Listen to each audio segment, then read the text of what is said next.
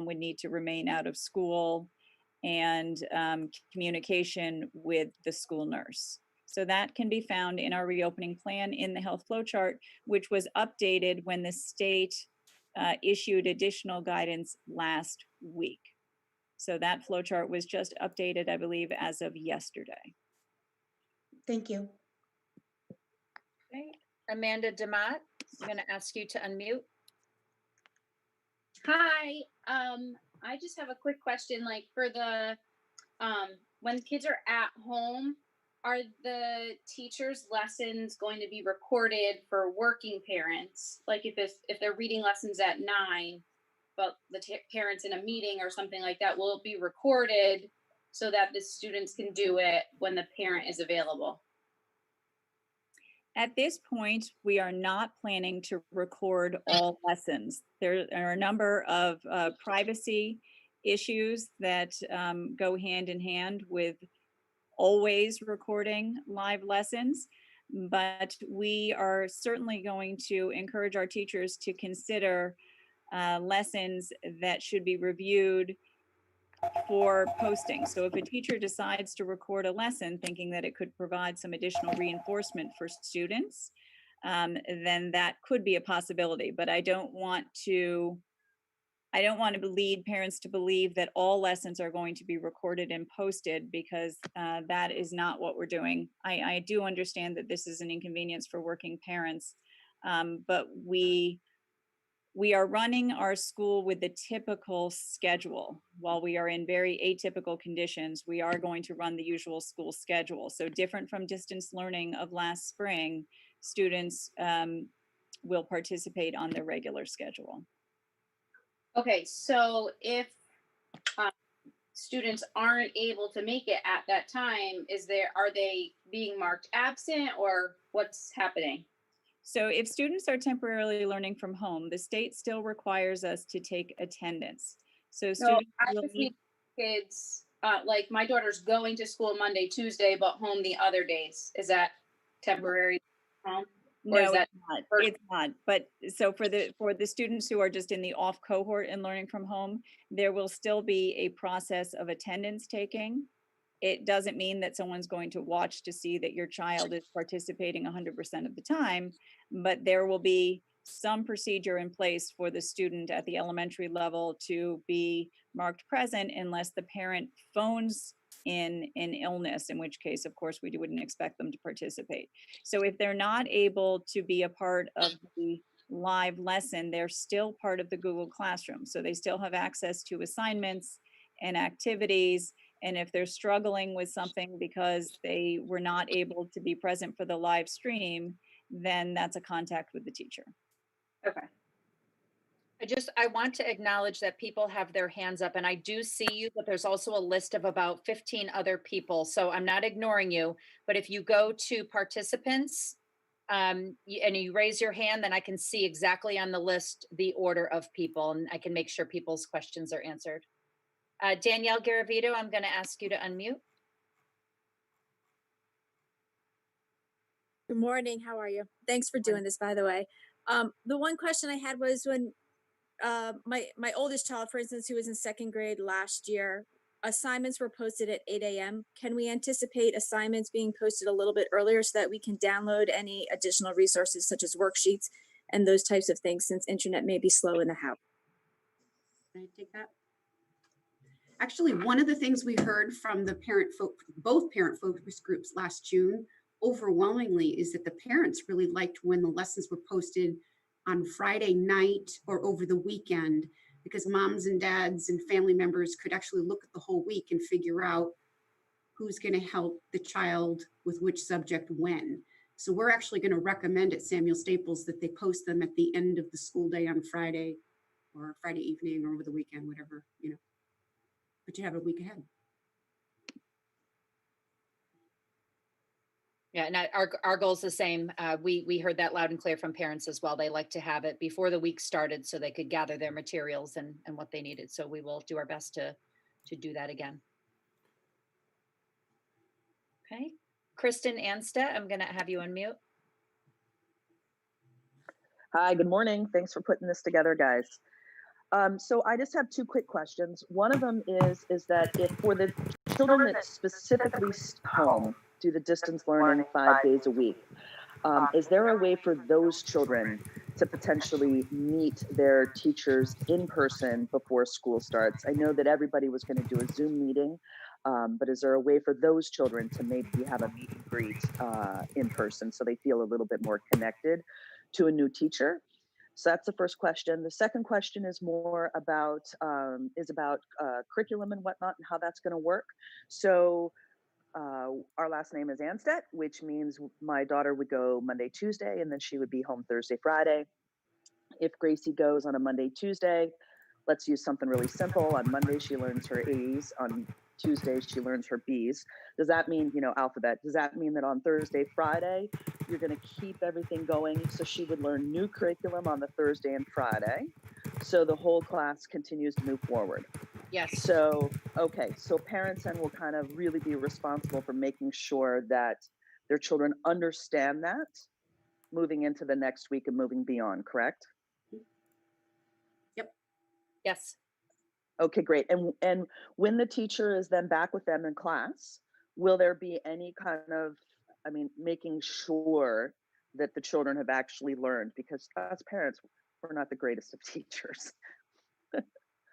You're better than you think. And yes, we are going to ensure that we are doing assessments that are going to help us gauge where children are. And I think also the meetings that we're going to be able to have with the children will help us to more informally assess where they're at and how we need to support them. And that's our thought at RES about those Wednesday morning meetings and really touching base again or coming back around to children as needed.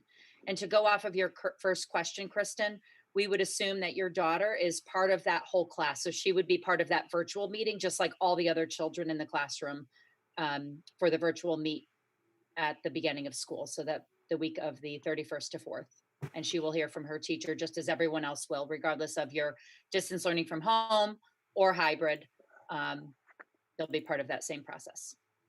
So really quick, Natalie, just to finish up on that though, but the difference is that for the children that head back into the classroom, they'll actually physically be able to see that teacher and get a rapport, which is why I'm asking if the 25% of the children that choose to stay home, is there any way for those children specifically to maybe have an outdoor, out in the play field kind of meet, especially for the younger learners? I don't necessarily think the older learners care as much, but for the younger learners, I think having an actual face-to-face means something a lot more than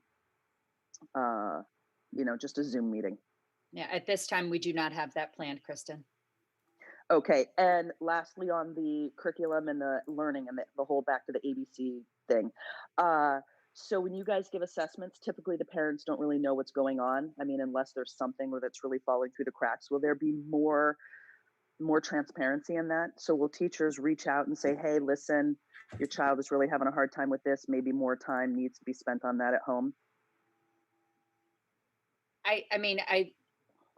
Please let me know if it wasn't happening before, but I think the communication that teachers need to have in communicating when there are dips or when we see issues arising, but we also provide intervention supports to make sure to fill those gaps and make sure that we're meeting the needs of the individual child. So we will do the same we've always done in communicating like we do. We send home the math and focus assessments for families to take a look at so you can see where those gaps or those holes are in the learning. And then we would, of course, address those here. Great, thank you. Okay. Beatrix Erickson, I'm going to ask you to unmute. Hi, good morning. Can you hear me okay? Yes. Yes. Okay, great. Thank you. I actually came here with 4 questions and 3 have already been answered. So I appreciate it. And thank you for doing this.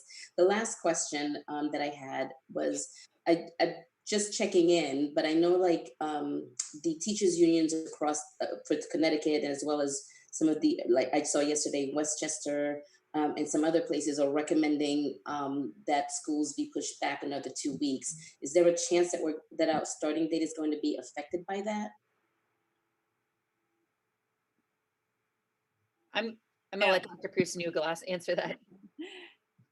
No, unless health data informs a change to our plan, or if for some reason something occurs in one of our facilities that makes it not possible to open on September 8th, you should expect that we will open on September the 8th. Okay, great. Thank you. Thank you. Krista Zilberg, I'm going to ask you to unmute. Hi, everyone. Thank you for putting this together. So one question, well, I have a couple questions. So my first question is for kiddos who are not doing well on the computer consistently, and they're going to be doing the distant learning, are we going to be able to pick up materials? I know that someone did mention something about maybe providing materials, but will there be materials provided for, we could pick it up weekly and work on those during the week with the child? Krista, And I'm Easton. Sorry. Hi, Miss Santora Fox. how are you? Good, Yes, thank we you. actually bought green day bags and yellow day bags, and in those bags are the instructional supplies that David will need for the entire year.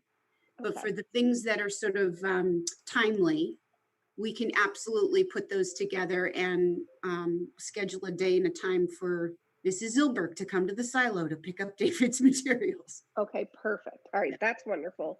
And so my other questions go to special ed. So I don't know if there's anyone on here from the special ed department. There is not. Um, We scheduled a separate special Oh, education that's the separate town one. hall session, so that will be Okay. really specific to special ed questions. Okay, I'm sorry. I thought this was both of them together. So my misunderstanding. So that was it for, All right, Krista, thank you. thank you. Mrs. Schwab, I'm going to ask you to unmute. Hi, all. I hope you're all doing well, and thank you so much for having this. I actually have like follow-up questions to questions that you have already answered. We're in Reading. My baby is going into 4th grade. So one of the questions we had is, you guys touched on what's going to happen if there is like a possibility or a suspect of a COVID case being observed, symptoms or whatnot. What about contact tracing? Is there any of that going to happen once we have a suspect? Hey, by the way, you may have been in contact with a teacher, student, or what have you. Yes, but contact tracing is done by the local Department of Health. The school Okay. system does not conduct contact tracing.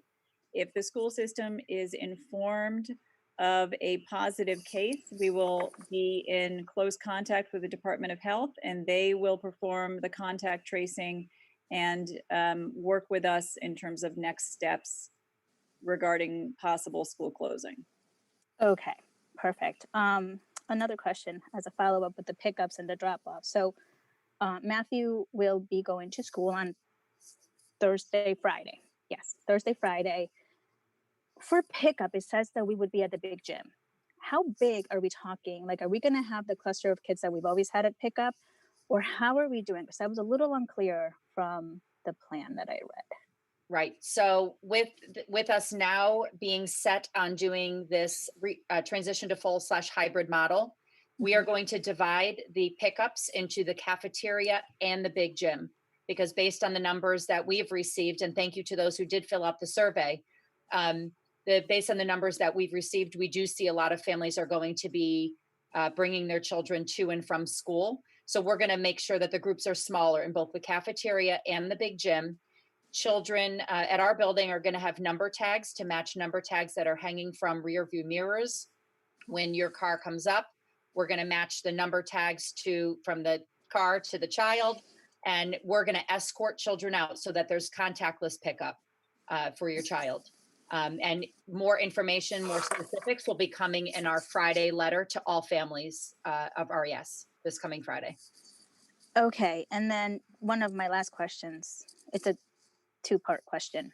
When will we receive like the time slot of when the live learning is going to happen for us would be like Monday, Tuesday, Wednesday, only because we are both working parents.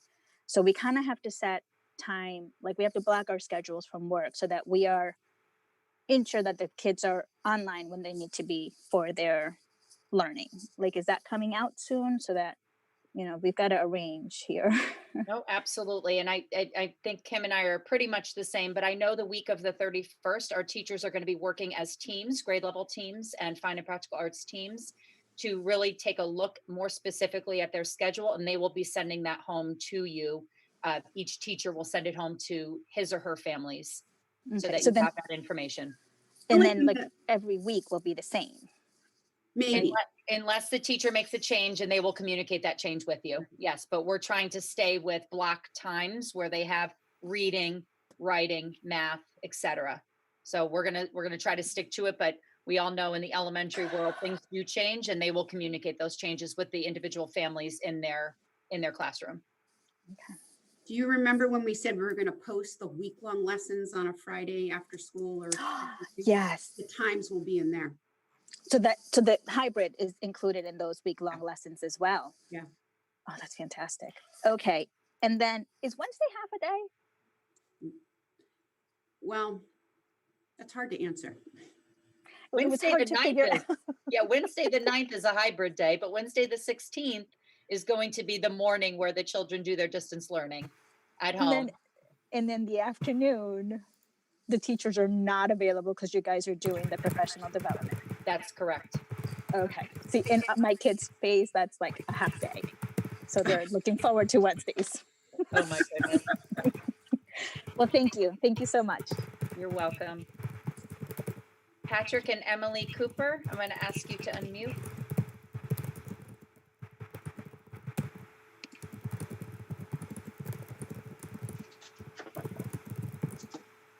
Hi, everyone. Your audio is not coming through. Yeah, can't hear you, Patrick. Still can't hear you. Patrick, we'll come back to you. We can't hear you at this point. We're going to have you go ahead and play around with your audio, but we can't hear what you're. So We can't hear you. our oldest is going to be in kindergarten.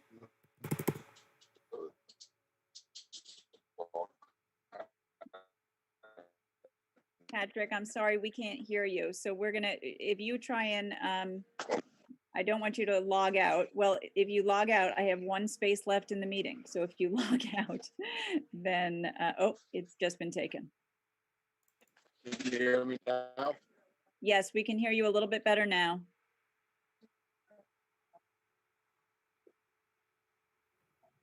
We lost you.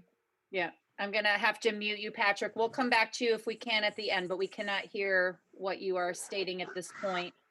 Okay, so my question was just, our son is, our oldest.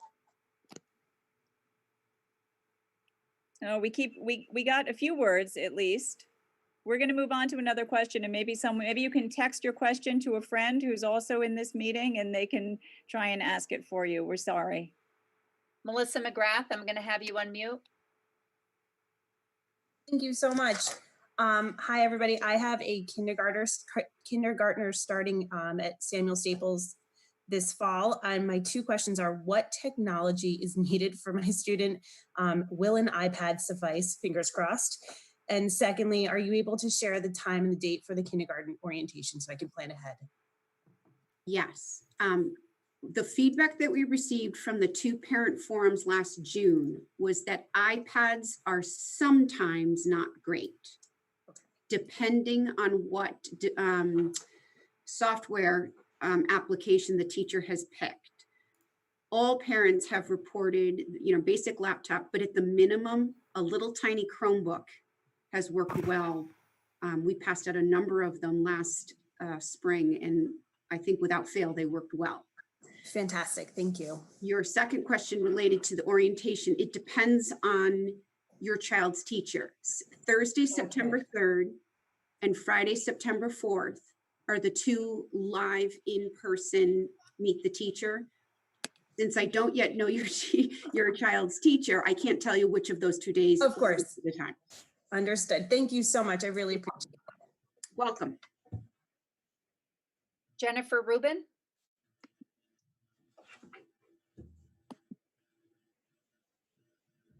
Good morning. Thank you. My question is about twins. So I have twins going into second grade.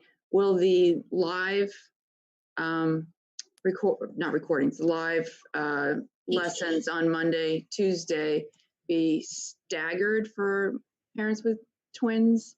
Jennifer, because you're a Reuben, you're going to be Thursday, Friday. Well, and- we're doing full home, so we're Oh, not you're doing, coming. sorry. Okay. I would have to say we've not thought about that, but just in the same way that I was thinking about Meet the Teacher and making sure the twins have access to the one device that's at home, what I will be certain to do at the faculty meeting on Monday is tell the teachers to talk to one another in the same grade level, because twins likely only have the one device at home and they have to be able to stagger the times. Thank you. You're welcome. That's it. Thank you. Leah P., I'm going to ask you to unmute. Hi, thank you for putting this together. My first question is for intervention support. I know many kids have been home. Yeah. Is there going to be extra support for the school year? There will be. Extra. So since we didn't exit anybody from intervention from March through June, we are starting the school year, Leah, with the assumption those are the same kids. Okay. We have all of the interventionists who've met actually quite regularly about how they themselves and their assistants are going to be working with the kids virtually if they're, whether they're doing the 5 days or not. And we will be certain if they are definitely coming in for the 2 days during the hybrid to make certain we're seeing them in person. That was a priority that we talked about in our meetings. Okay. And my next question is for supplies.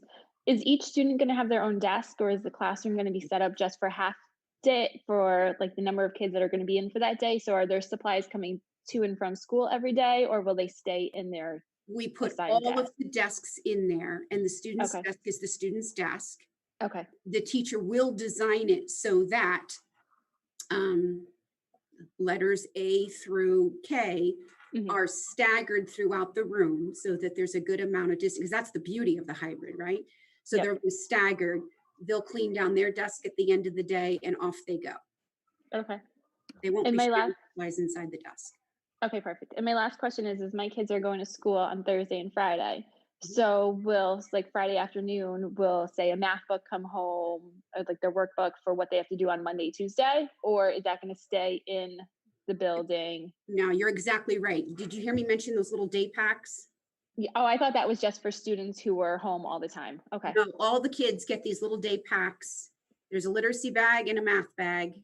Okay. And those are the things that go home. And one of the final messages will be, now don't forget, you're not going to be in school on Monday and Tuesday. These are the instructional materials that you're going to need Monday, Tuesday, Wednesday. Have a great week. Okay. Perfect. And my last question is what happens if, I know the parent has 30 minutes if their student is in isolation, what happens if a parent doesn't show up in 30 minutes to pick up their student who's in the isolation room or whatever you want to call We it? would go to the emergency parent. Okay.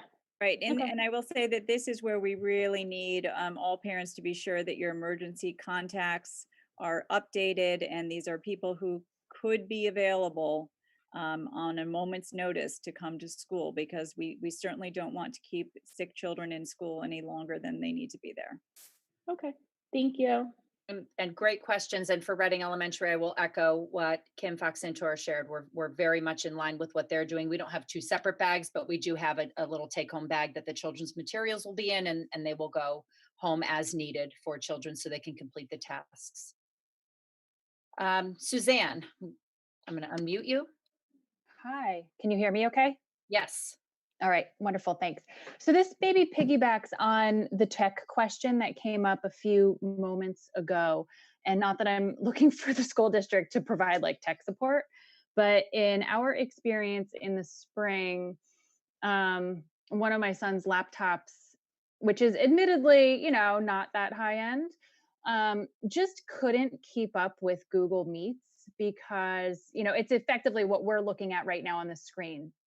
Several, 20 different simultaneous video streams, and we isolated the problem to the computer itself. Probably just doesn't have the processor speed.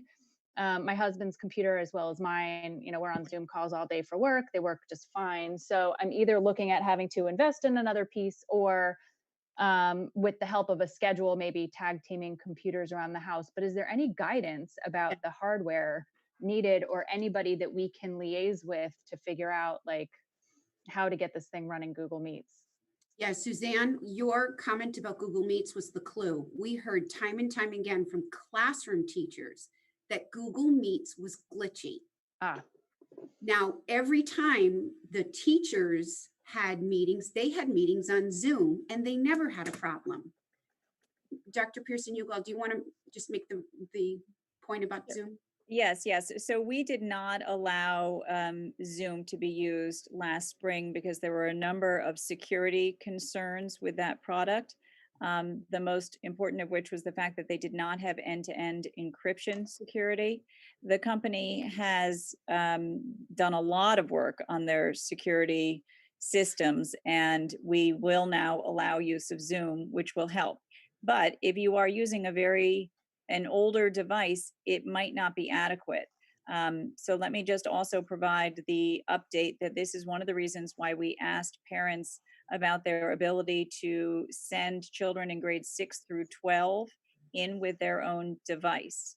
We are putting all of the government CARES funding toward the purchase of additional Chromebooks, and we hope to be able to redeploy some of the middle school Chromebooks to elementary schools so that we can get as close to one-to-one as possible. That said, it's not going to be 100% on day one. So we just ask that you try and be patient with us as we make sure that the families that are completely without internet and completely without any device are given first priority, and then we'll go from there. Sure. And you mentioned that the teachers will now be able to use Zoom. Is that going to be the exclusive platform, or will they have the choice to use Meets or Zoom?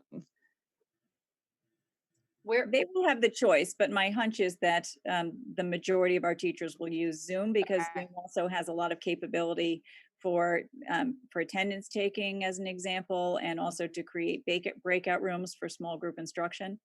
So my hunch is that most will use Zoom, but it's not a mandate. All right, wonderful. Thank you. Okay, Ragbeer family.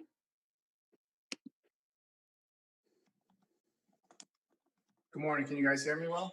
Yes. Actually, perfect timing. I was actually going to piggyback off of the technology question.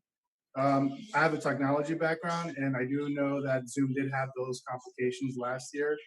One of the things that I did pick up from last year is that even though there are security codes that are put in place in order to limit who can jump on and who cannot jump on to these Zoom meetings, I hope, or the question is, are the Zoom meetings that are going to be provided to all of our students, are they going to be the same password every day?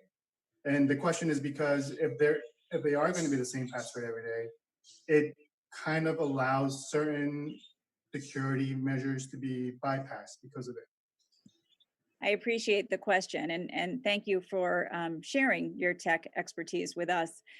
You might know that we do not have a technology director in our 3 districts. That said, we are working with our IT staff to set up training for all teachers, and they will set up protocols that maintain as safe an environment as possible. And if that means a different password in a fresh meeting every day, then that's certainly what we'll do. But if you would like to be in contact with me further, I'd love to hear your thoughts on this.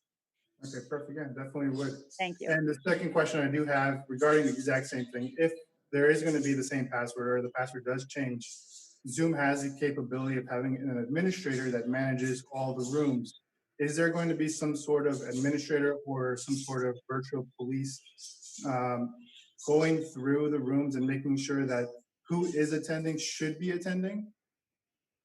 We don't have the staff to do that. We are setting up our accounts in a way so that there will be sort of a master account that controls all of the others, sort of lower level accounts, but we don't have anyone who can monitor. The principals and assistant principals and special education administrators will all have access to the Google Classrooms. So they will be able to get in and view what's going on in the classrooms, but they can't possibly sort of concurrently be monitoring all of the Zoom sessions.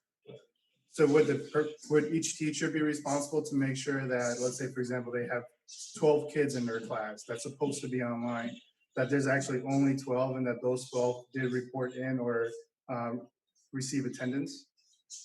Correct. The teacher will have a method of taking attendance, and the teacher will set up their Zoom meeting in such a way so that they're admitting just those students who are supposed to be participating. Okay, thank you. Hey, Scott Brandt, I'm going to ask you to unmute. Hello. Hi, thank you for taking the time to do this today. I have three questions. First one is just for my own understanding. Is the understanding correct that if a child has like a runny nose or diarrhea, basic things that are just going to happen every day, especially in the fall, is it the understanding that the child cannot return to school for 10 days unless they have a doctor's note presented? My other second question has to relate to the, again, cold and flu season coming up. Are there plans after the hybrid period that children not be able to attend school in person for an extended period of time? Because again, with cold and flu season, it's just like, runny noses and that are going to be very common. And then my last question is kind of about the buses, for those that are still going to be utilizing the buses. Is there going to be any sanitation of the buses, after the high school pickups from the morning and the afternoon? Let me Thank address you. your bus question first. Thank you. We opted to provide daily cleaning on our buses. So the buses will not be cleaned between the runs, but they will be cleaned every day. And I will say that's a level above what the busing company was recommending, but our boards of education supported the additional money to provide the daily cleaning.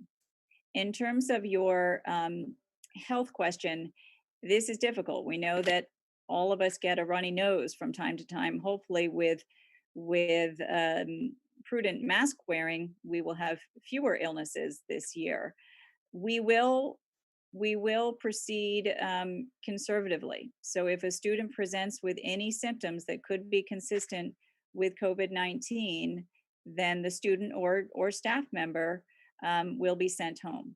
And then we will follow the flow chart. And I don't want to quote the exact number of days because I don't have that flow chart sitting in front of me, but we will follow the current health guidance regarding the number of days that are required out of school and then the procedure for reentry.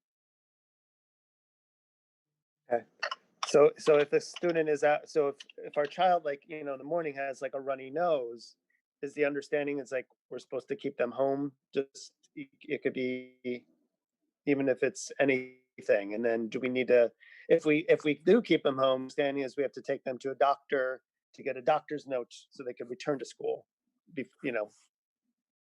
Right. So, if your child has a known allergy and a seasonal allergy creates certain conditions and there's, this is something that you experience every September at this time, then I think as a parent, you would probably send your child to school.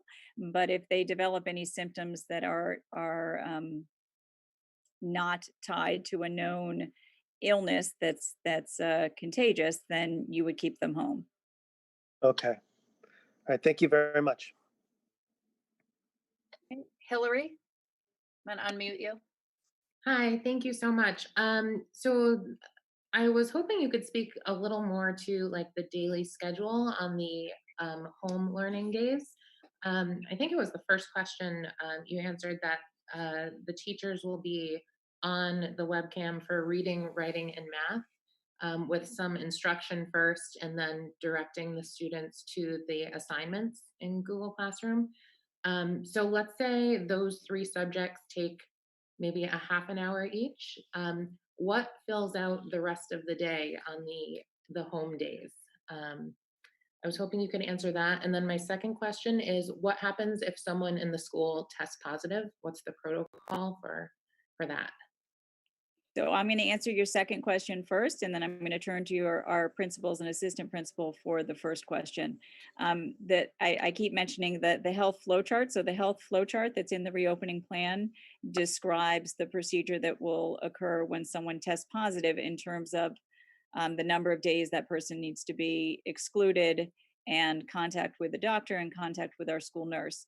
In terms of school closure, we have not received guidance from the state about the level of closure that would occur with a positive test. I will say So that that, once we are sorry. informed of a positive test, then the first step is to call the Department of Health in case they are not already informed. And then in consultation with the Department of Health, a decision will be made regarding school closure. Okay, so there's not yet a protocol in place for, let's say, a student test positive. What would happen with the other students who are in the classroom? There's no protocol set Well, for that yet, so or what you're referring to is the contact tracing. So the I Department of mean, Health. I guess. Okay, sorry. Go ahead. Yeah, no, that's okay. So the Department of Health would gather a lot of information about the timing of the testing and the other students that might have been in contact with that student, or it could be a staff member. And then based on that information, the Department of Health would work with us to make a decision about what needs to occur with all of those other students. So whether it's a matter of closing down a portion of the school, a grade level, or the entire school, that decision would be made with them. That's not something that the school alone would decide, because that's really a medical health decision. Okay.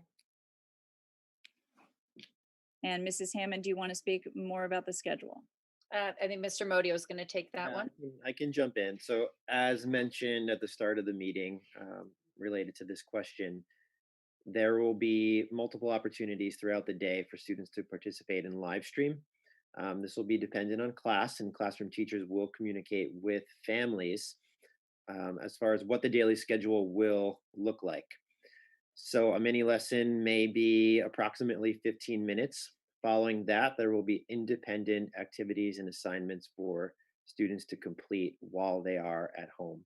And those may be varying in length. We will use Google Classroom as a universal platform this school year to push out links and instructional materials and activities. So students will access those items there, and they'll work on those in their independent times. There will be time built in for a lunch break and a recess break, just as if they were in the school building. There may be additional opportunities, and again, dependent on class, they may be invited in to live stream for a daily read aloud or for a morning meeting. Does that answer your question? Yeah, it does. I guess I was just concerned about the time that's not spent zooming into the classroom. It's kind of parent supervision or whoever's supervising to okay, yeah, it does. Sorry. Yeah, they'll get their tasks from Google Classroom and then complete them. So it won't just be 15 minutes of reading. It'll be 15 minutes up to about with the teacher as they live stream, and then the child, off they go. They're going to try that out. They're going to try that activity or that task that the teacher just went through with the students. So they might have some independent reading to do. They might have a worksheet to do. They might have an activity online to do. So those tasks will be listed out. Each teacher will have that on the Google Classroom, as Joe mentioned. Okay, and then I think you answered this question, but I just wanted to make sure that the schedule and assignments that will be released on Friday, that will have the login times for the instruction on the at-home days. So not this Friday, if that's what you're referencing. This Friday, it won't have the login times. When the teachers send home their schedules and the welcome, here we go, off we go together, that will have the more specific information by grade level, by teacher. Okay. Yeah, we don't have our teachers back yet. So Right. we really want our teachers to be the ones who are communicating that information with parents. And our teachers will return to work on August 31st. So that week prior. Great. I want to thank everyone for participating today. We're a little bit past 10. And again, my apologies to those who were unable to get in. I want to let you know that during the course of this meeting, we have adjusted our account to allow more participants, and we will also do the live stream on YouTube for the next session. So we will send out a listserv regarding an additional opportunity for a parent town hall meeting in the week prior to school starting. But if you have a question that is really pressing that you need to have answered, please don't hesitate to send an email, pick up the phone. We are here, we're working every day, we're working very long hours, and we certainly want to get your questions answered. Thank you so much, everyone. Have a great day. Thank you.